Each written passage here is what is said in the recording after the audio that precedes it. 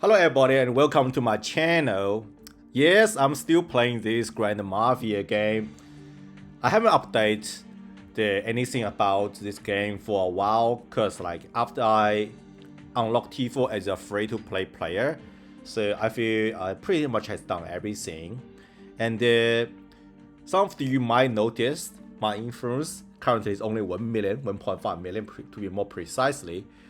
And because I decided to make a new account, start again. So what I want to talk about today is to bring more tips after I unlocking T4 and also something which I haven't covered. So I want to talk about a couple of things. One, why I want to restart a new game, a new account. Number two, what's the life looks like after you unlocking T4.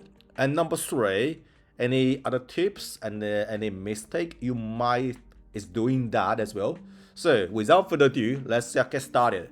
First, why I want to start a new account. The reason being is I want to correct a lot of errors I have done with my old account. As you guys probably know already, I uploaded quite a few videos about the experience or tips about play this game to unlock T4 as a free-to-play player.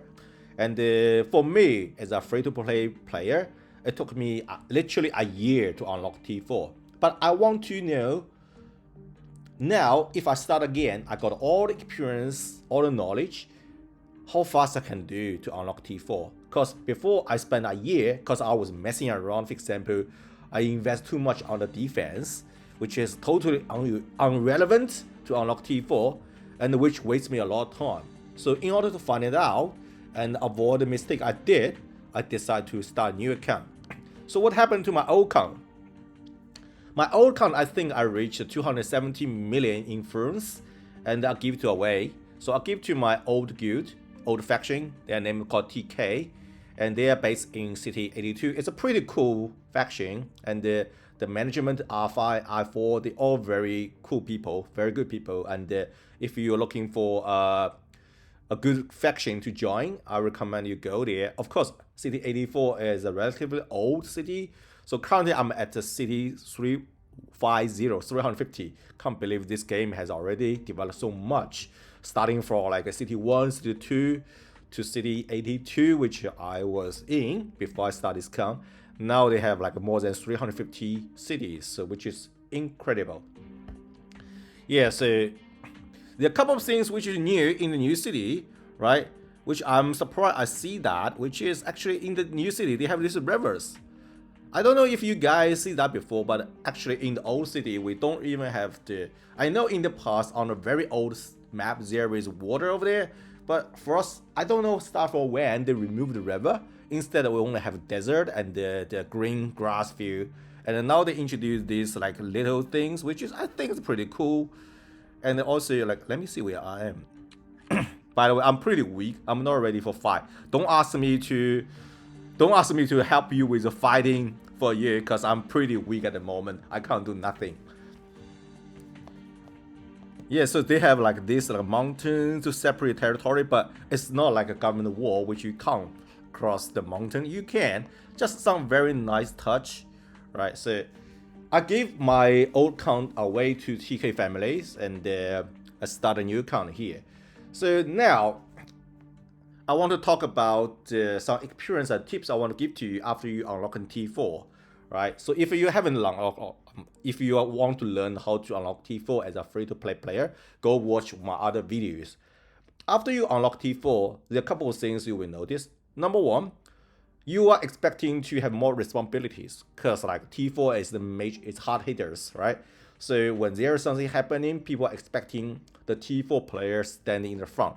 Some strong factions such as TOG, FGF, 510, those factions, YUM not to mention, they are very strong. Pretty much everybody over there have T4. That's exception. But if you're joining a not so strong faction, when I say not so strong means not like that OP, like a global top 10 faction. I'm talking about some good factions, right? So in that faction, not everybody have T4. Then if you have T4, you have more responsibilities. Then you find yourself, you get more involved in the battle. And when you battle, you will lose T4 troops. And the T4 troops, very expensive. When I say very expensive, I'm talking about number one, training T4 is very expensive. On resource point of view, it costs immense number of diamond, immense number of metal. Can't believe one day I found myself, I have no cargo, I have no metal because I'm trying to heal all my T4. So not just like training T4 take incredible longer time than training T3, right? Also it takes a lot more resource, like especially on the diamond wise, to heal those T4 troops. So you will find yourself, you always running out of diamond. Doesn't matter how many diamond center you build, you always short of diamond. So if you guys are struggling for diamond, and what you can do is you can go to your enforcers and enforce items. You will find, I sold them already. You will find those things, starting selling those things. When you have T4, pretty much you are at the high end of the, what I'm trying to say is you pretty much have everybody, all the enforcers like at the elite, like purple, gray, right? You don't need those things. You just go there and sell them more, right? You just sell them more, right? For me, it's a newcomer, I'm not going to do that, but that's one way you can sell. And other things, which is like the Lubo token, it worth a lot, like 50,000 diamonds, right? And in my old count, which I give it away already, and I have, I think, over 2,000 Lubos token. Every time when I find myself running out of diamond, I just sell them. So what I'm trying to say is, if you find yourself struggling with diamond, and apart from you can farm for the government war map, there is level 7 diamond tiles, or you farm at the city on level 5 or level 4 diamond tile. Not to mention that level 5 diamond tile in the city, on the city map, is very limited. Everybody fighting for that. And what you can do is you can do this, right? Sell all your enforcer stuff, including tokens. So, and the Lubos token is easy to get because this Lubos operation events, which drop Lubo token, come quite a lot. So it pretty frequently. So eventually you will find yourself have the grand level tier like Lobo, and you have a numbers. You have so many spare tokens, just sell them. So that's the other way you can get a diamond. Of course, you can also like try and attack other people, but at the same time, when you're attacking people, you're losing diamonds because you need to heal your T4 troops. So, all right, that's one thing, which is how to, like, what's the life looks like after you unlocking T4. T4 is so expensive, not just unlocking T4 is expensive, to maintain T4 is unbelievable expensive. To make the life a bit easier, what you can do is you should focus on the advanced crew, right? I don't know, I know my photo is currently covering, but if you go to the end, there is, do you see that? The cost reduced, right? The cost reduced for T4. You should try to invest in this advanced crew. I know you guys probably want to spend more time on like the formation. That is important, right? But at the end of the day, I think you should focus on these things, which is trying to reduce the cost for T4. You see, if you are able to reach level 10, right? I know it takes a lot of time because if you look at the influence increase, 4.7 million, that probably costs you like 100 days to unlock that without any speed ups, right? You will need, but it gives you 30% of the reduction, right? For myself, I remember like I have like 4%. I'm at the level 5 or level 6. I can't remember. I mean, I'm talking about my old count. Of course, this new count, I don't even have a T3. What a pleb I am. But anyhow, so you should like spend time on this advanced crew, right?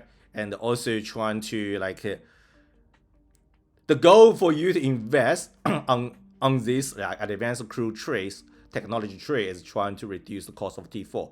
So that is something I can share with you.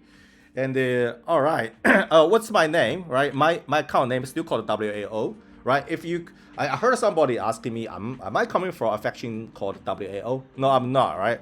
So I just happen to have this name like with the same as one of the faction. I actually searched, and the faction is no longer exists. But somebody is, there's some people coming to ask me, say, am I coming from that faction? The answer is no, right? So faction search. So WAO, is that thing? Nah, you see, it's not there anymore, right? There is some like different cases, but the one my name is not exist anymore. So, all right, so that's the second thing. So, like what you should focus on, and other things. Let me check on the investment trees and something worth mentioning. Oh yeah, of course you can spend some like time unlocking the kingpins, level 5 kingpins, right? Because level 5 kingpins like which actually giving the like a better like rewards. For example, at time to time I got a 1 day speed up for the rewards after hitting level 5 kingpin, which is good. And right, so for the accessory, not I should say equipment, right? And of course, you guys should focus on the king set as a free-to-play player. For me right now, don't look at my stuff. My setup is like noob, totally new accounts, right? Cause like it's kind of new. So what do you want to say? So like, and there is one thing, right? When you reach the high level, like everybody probably know, like I don't know, like I just tell you, most of people they like to use bikers, right? They like to use bikers, right? So I joined in the government war when I was fighting with some strong factions like a GOV and the TOG, and of course I lost a lot. But what I found so far is they like to they when they fight you, they when they try to attack you, and you put anti-recon on, which they don't know what kind of the setup you have. What they're going to do is they're going to look at your underboss setups. For example, if I'm just look at, just let me look at somebody. Look at how new the city is. Like for example, I just randomly pick up somebody. I'm not going to attack him or her. So what I do is look at this guy's investment set. But how about you? Oh, you got a level 25. Looks nice. Right. What I'm trying to say is, I don't think there's anybody over there which is like in the 5 position. This guy's always keeping. Oh, nice set. Must be a pay-to-win player. But what they doing to do? What those people doing is they looking at your kingpin setup and your underboss type. For example, if I'm using Mike, right? Everybody knows Mike, right? If I use him as my underboss, they will see Mike as my underboss. And also, if my setup is like, if I use the the king setup or the vector setup as the, where should I go? Workshop sets. I'm now king set, right? If they see me, I'm wearing this king set, which boosts the bruiser and hitman at the top. Then they will think I'm pretty much I'll be on the preference on the I'll probably will lean to more stronger on the bruiser side. Then they will send their bikers to hit me, right? So sometimes like when people are attacking others and you put anti-recon on and they still want to rage you, and they will base on your underboss type and also your current setup to guess who are you. But I found it in the most of cases, when I say most of cases, I'm not talking about 99%, I'm talking about like 60% of chance they will send a bikers. Because biker in this game is significantly stronger than other type of troops. Like not only they move faster, but also like the bikers, they are more enforcers, which is strong in biker. So I think like that's in biker in this game, they need to balance that out. Like not many people that want to use hitman. Of course, their hitman has their own use, for example on the defense side. But keep in mind, so people are more tend to use biker attack you. Except like a new city, like people don't know how to play and they use their T2 troops or T1 troops to attack you. It's a different story. But I'm talking about a high-end battle. So that's what usually happen. So in that case, then you probably need the first thing which will come into your mind, which is which king setup you want to use, right? Which king setup you want to use? Should I use the first one as I mentioned to boost the bruiser hitman, or boost the bruiser and the bikers, or boost the biker and hitman, right? So that's the choice you have to make because you don't have enough resource to make every single set, and each set only covers 2 kind of the troops, not like all of your troops. Of course, nobody care about the cost, right?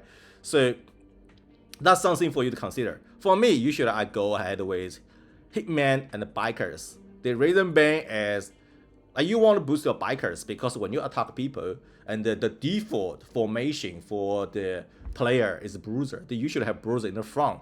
So you want to have your bikers, you strong on bikers, so you can like have an advantage when you attacking bruisers like formation, right? Of course, like you can configure your formation to be biker in the front, but that's a different topic.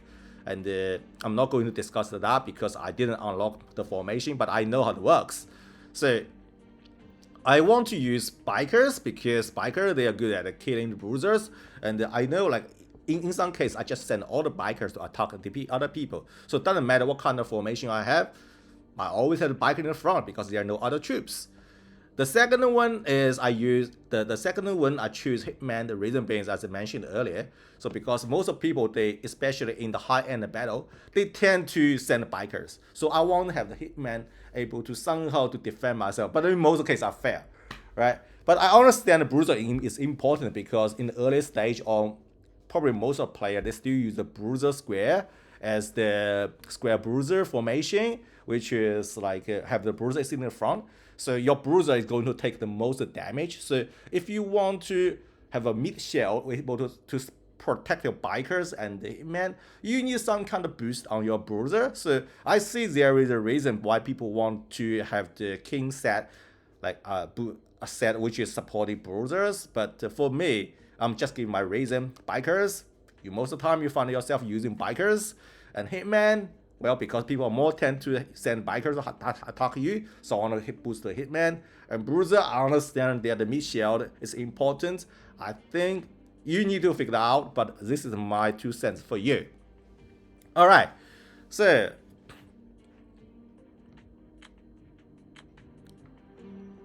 just help some other people's. Okay, after that, so one things I think I made a big mistake when I start playing this game, right?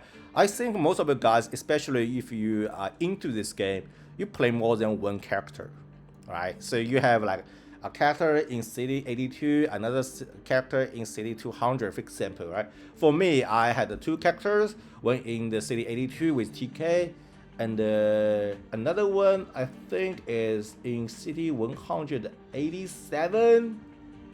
I think the faction called URU or something. I can't remember because I don't really go to that account, go to that character.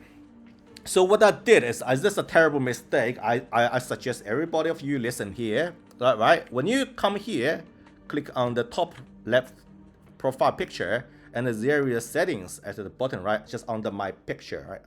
Here is it. Yeah, you see that? You click on settings, right?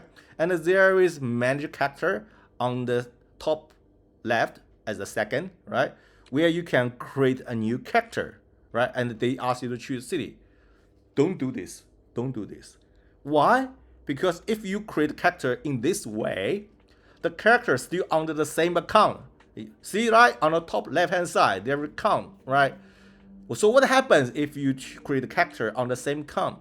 That means later on, when you want to sell your account to somebody else, you want to get a $300 back, for example, and you will lose both characters. That's what happened. Like for me, right, my main character has 370 influence, right? And I create a second character I played also for a long time. It's not as strong as my main character, but that character also have 100 million influence. And when I want to give the account away, want to sell the account, by the way, don't ask me how much I sold the account, right? As I'm not going to tell, and I'm not going to tell where I sell the account. But if you Google that, you pretty much will find it easily where to sell the characters.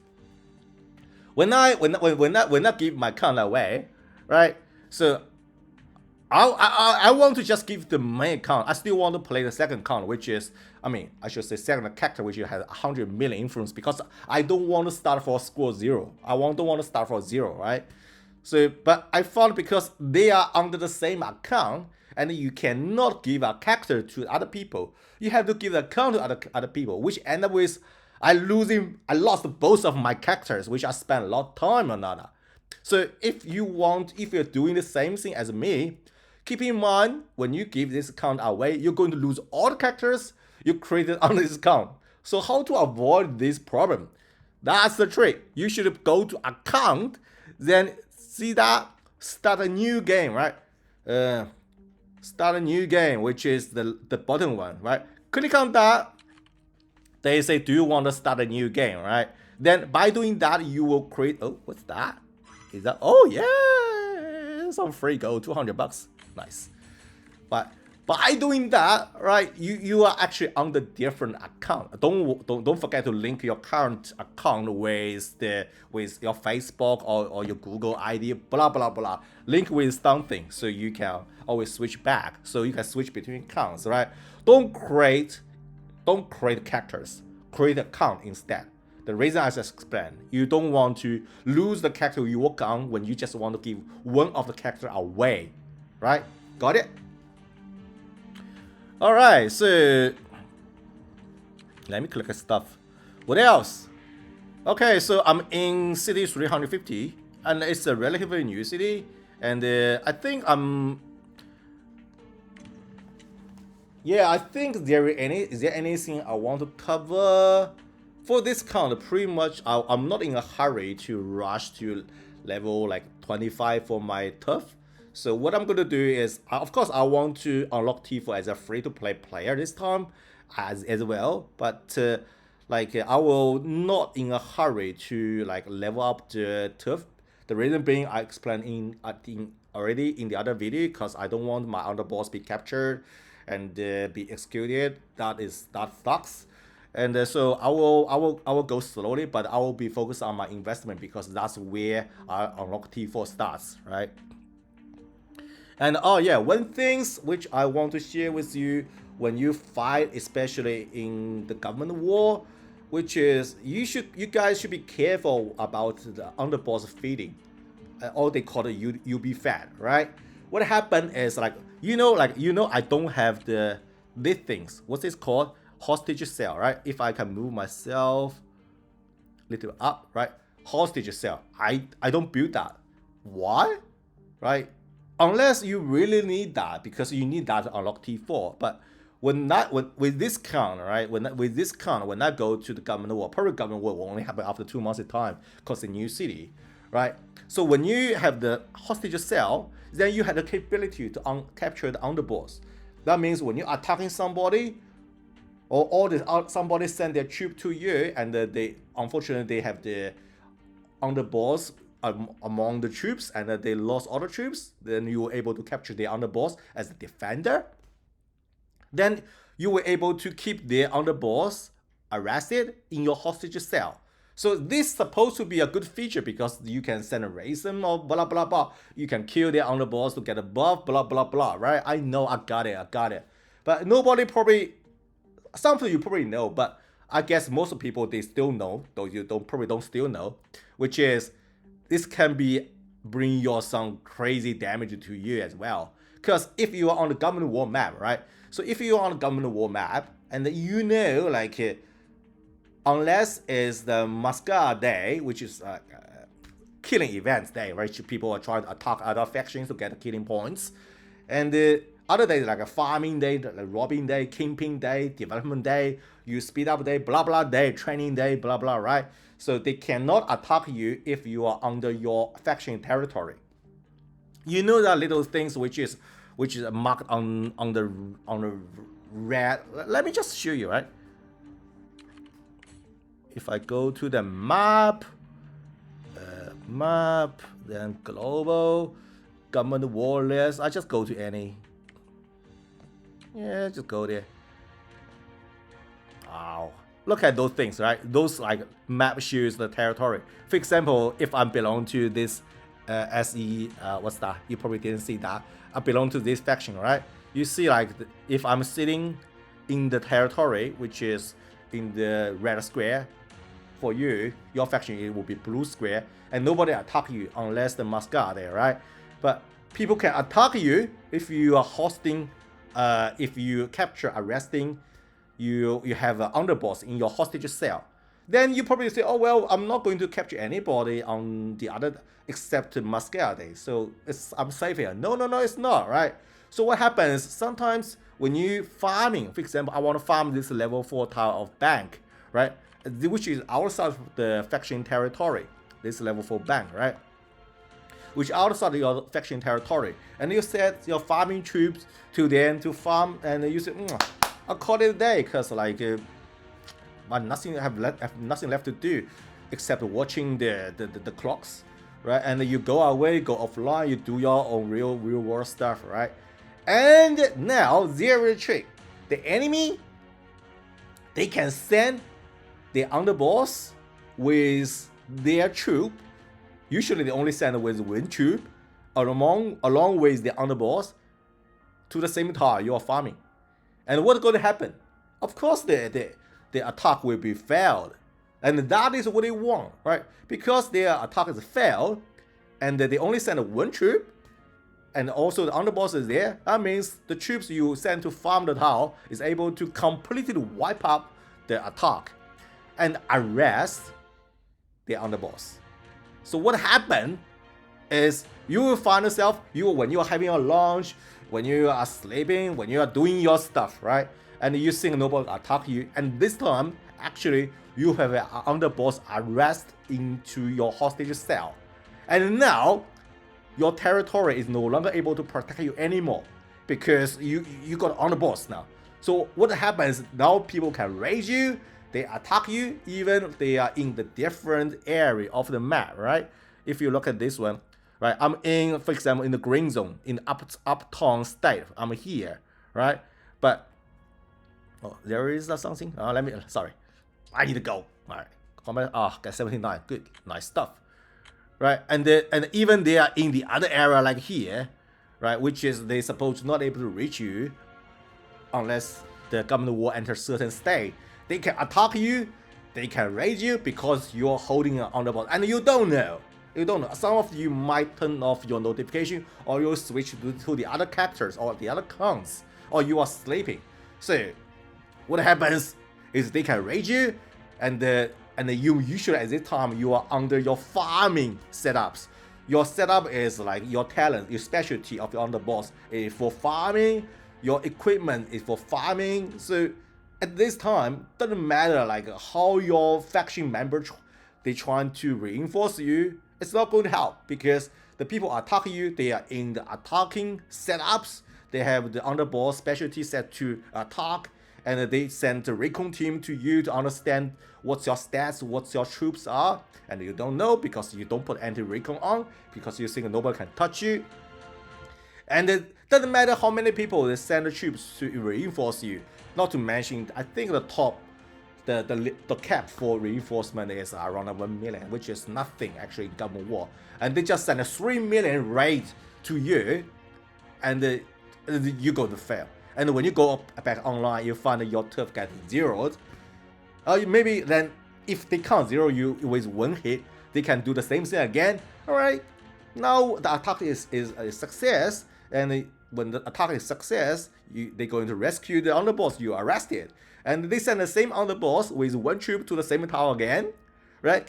And make your turf is holding an underboss again, and attack you again. So again, and literally at the end of the day, they zero, they kill all your troops, and also in order to make sure you are 100% zeroed, at the end they will attack your tower, which they use to send the underboss to make you 100% zero. When you come back online, so what the F? That's how the whole story happened. So this is pretty dirty, right? I'm not recommending anybody do this. And then the question is how to prevent these things happen. To stop these things happen, always remember if you go offline, you bubble yourself. You put the shield over there to bubble yourself. Because you can only arrest enemies underboss when people attack your towers when you are not bubbled. If you are bubbled, their underboss will always be sent back automatically. So by doing that, they will not able to like send underboss to your hostage. But of course, they can still like empty your towers, kill all the enemy, kill all your troops in the towers. But it's better than get a zero, right? So that's one thing. And the other things, which is what I'm doing right now, cause I'm pretty weak right now. So I think when I enter the first government war, I won't have T4, right? Cause like T4 I think in my guesstimation, it takes at least 6 months this time. So the city will have and will I think the protection of the city end in 60 days, right? Let me just double check. Protection of the city. I don't know where to see it, but I'm pretty sure there is something I can see. Yeah, I'm here 350. Yeah, like if you see like the immigration control phase 109 days, I think like at least there is a couple of months this time before the city is able to enter government war. Then I don't think I will able to have T4. What I'm gonna do is I'm not going to build a hostage cell. I'm not going to build a hostage cell, right? So what I'm going to do is I just leave it like this. I will upgrade my faction club, right? I will upgrade my faction club, right? So, but I'm not going to build a hostage cell. By doing that, I don't have a hostage cell. What are you going to do, right? What are you going to do? But I bet probably not many people will do that because this. I don't think it's fair to do that. I think like we should report to the developer to able to like temporarily shut down the hostage cell because we don't want to capture it on the boss. But who knows? But this sounds, if you guys have a better idea how to stop this UB fighting happening, let me know. Put your comments below and help others, help me, help others. Well, I think that's the video for today. Anything I want to cover? Enforcers, probably like I want to mention about these enforcers, right? Because this enforcer is only enforcers I know so far as a free-to-play player, able to generate the diamond, increase the diamond productivities. And as I explained at the very beginning, diamond is so like, you always short the diamonds, right? I think like it was worthwhile to spend some effort on this character when you have T4. So I have, in my old account, I have this dude, which is like in the grand tier, in grand gray. So that's something I want to share. Yeah, that's pretty much the thing I want to share. And yeah, if you want to join me as a new player, come to City 350 and join my faction. I'm not a T4. Don't ask me for the permission. I'm just merely a R3 player. So I don't know how long I'm going to stay in this faction. But yeah, hopefully I can see you around. Talk to you guys later. Thank you for coming. Good night.